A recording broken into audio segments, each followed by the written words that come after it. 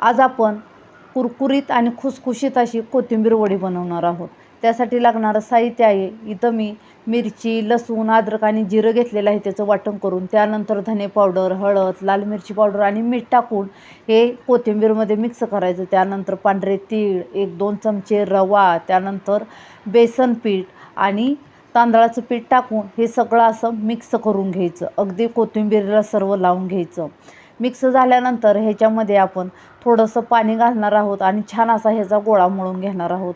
इथं तुम्ही बघू शकता मस्त असा गोळा तयार झालेला आहे. त्यानंतर ह्याचे छोटे छोटे आपण गोळे करून ह्याचा आपण छान असं रोल बनवून घेणार आहोत.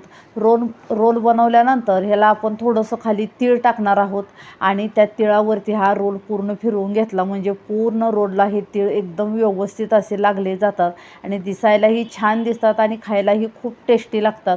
त्यानंतर चाळण घ्यायची, त्याला तेल लावायचं आणि हे स्टीम करण्यासाठी ठेवायचं. एक 15 मिनटानंतर तुम्ही इथं बघू शकता मस्त अशी आपली वडी स्टीम झालेली आहे. त्यानंतर छान अशा वड्या कापून घेतल्या आणि गरम तेलामध्ये छान असं दोन्ही साईडनी कुरकुरीत अशा तळून घेतलेल्या आहेत. तुम्ही बघू शकता एवढ्या मस्त ह्या वड्या झालेल्या आहेत तयार.